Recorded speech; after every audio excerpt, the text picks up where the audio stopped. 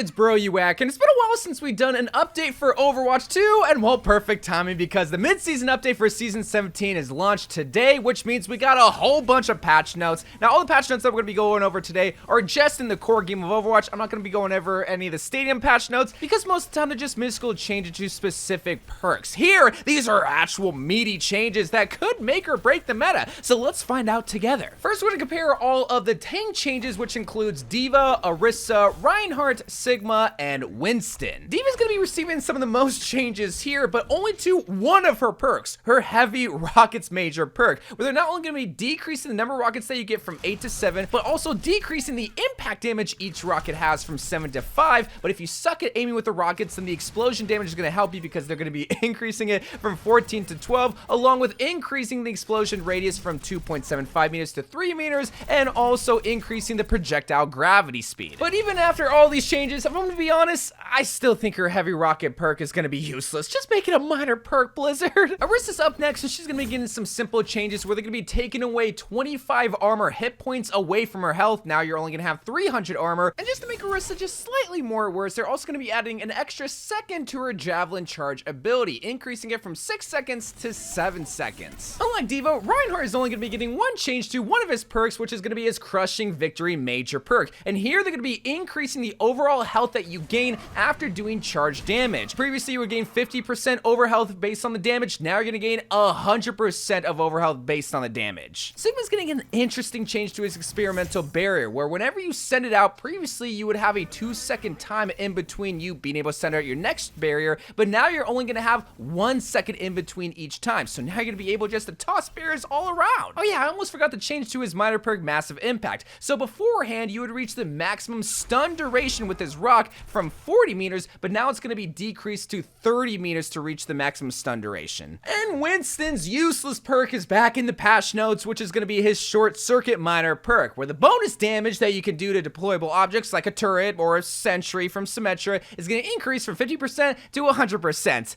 Blizzard, please just delete this perk! Alright, on to the DPS heroes that get changed, which includes Ashe, Bastion, Freja, Hanzo, Junkrat, Reaper, Tracer, and Widowmaker. A whole gang of DPS changes are coming. So for Ashe, she's actually getting 2 changes to both of her minor perks, Rapid Fire and Sidewinder. Now for Rapid Fire, this allows you to shoot 30% faster with unscoped shots, but you get a damage penalty, where they're going to be reducing that damage penalty from 15% to 10%, which is nice, but you still have that drawback of a damage penalty. Whereas with Sidewinder, you do have the ability to knock you and the enemy back farther. However, they are going to be reducing the distance from 20% to 12%, enticing people to choose Rapid Fire more. Bastion is going to be one of a few heroes that get the ultimate cost change in this update, where here specifically with Bastion, his ultimate cost got reduced by 7%, which means that you get your ultimate artillery just a little bit quicker. Freya's getting both a nerf and a buff for her primary fire, and I want your guys' thoughts on this because they're going to be reducing the overall damage that each bolt does from 30 to 25, but they are going to be increasing the overall ammo that you have from 12 to 15. So while you do less damage, you're able to spray and pray a little bit quicker, but if I'm gonna be honest, I would rather have more damage than more bolts in my arsenal. And Hanzo's back in the patch notes. Man, it seems like this dude's always in every single update. So what do they got going on here? Well, first of all, they're increasing the projectile size for his arrows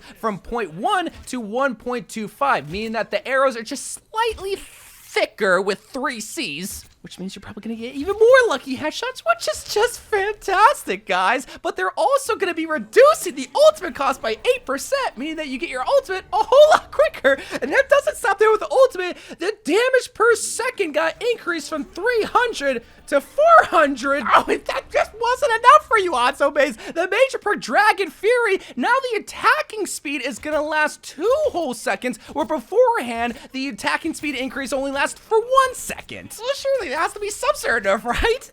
No, because with Yamagami Technique, his other major perk, the cooldown for his lunge got increased from 250 to now 300. I get it. I bought the Hanzo Galaxy weapon, but you don't have to buff it. Lord almighty. All right, well, we're on a Junkrat now, and he has 2 changes, both to his minor perk Aluminum Frame and his major perk TikTok. For Aluminum Frame, now instead of being able to reveal enemies through walls, now if you trap an enemy with your steel trap, you just prevent them from getting healed. Look, What? And his TikTok perk also gets better because the concussion mine armoring time that gives you all of those perks buffs now only takes 0.25 seconds, where beforehand it was at 0.5 seconds. My god, that's just two good heroes that got two good buffs. What's going on with Reaper?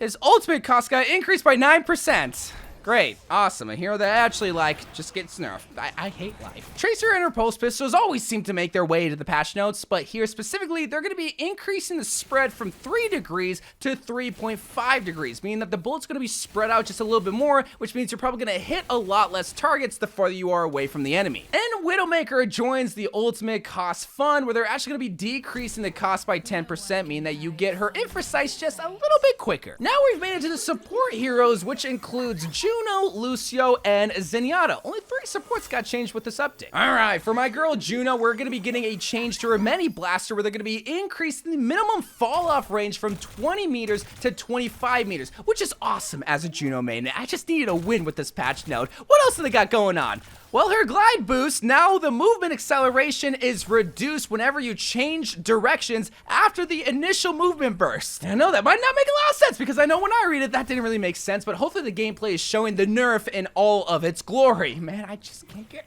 any wins here. Boostio is actually getting a nerf to his ultimate cost, because they're going to be increasing it by 9%.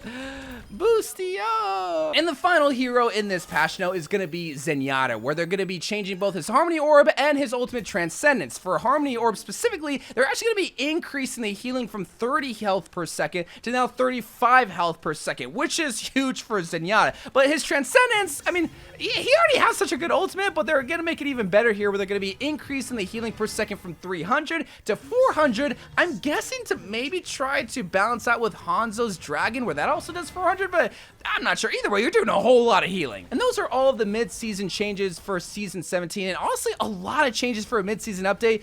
For the past couple of seasons, I feel like they've been like, what, like 3, 4, 5 hero changes? Here, there's like 10 plus, and all of them have massive changes, especially those Hanzo changes. Bro, maybe he won't suck now, which is not a good thing for me, which is also a great thing because I did get this Galaxy weapon. By the way, if you haven't seen that video, be sure to go check out my loot box opening video where I get a Galaxy weapon in a loot box. I know that might sound confusing, but you'll see once you click on that video. But for the other hero changes, I mean, a lot of these changes were focused around heroes' perks, like with D.va and with Reinhardt and with Ashe. But one of my biggest problems when it comes to the perk system is that I feel like you don't really have when it comes to picking perks, because one set of perks are always better than the other set of perks, where I feel like if they just really hone in on balancing them or just getting rid of some of the perks, like, man, I want them to get rid of that Winston one, they can make the perk system just a whole lot more fun and variety filled. But I don't know, let me know what you guys think about that. But that's all I just have to say about the perks, and honestly just about the mid-season updates. Let me know what you guys think about everything else, and until then, I love you guys. Thank you guys for watching. More Overwatch 2 videos to come, and bye.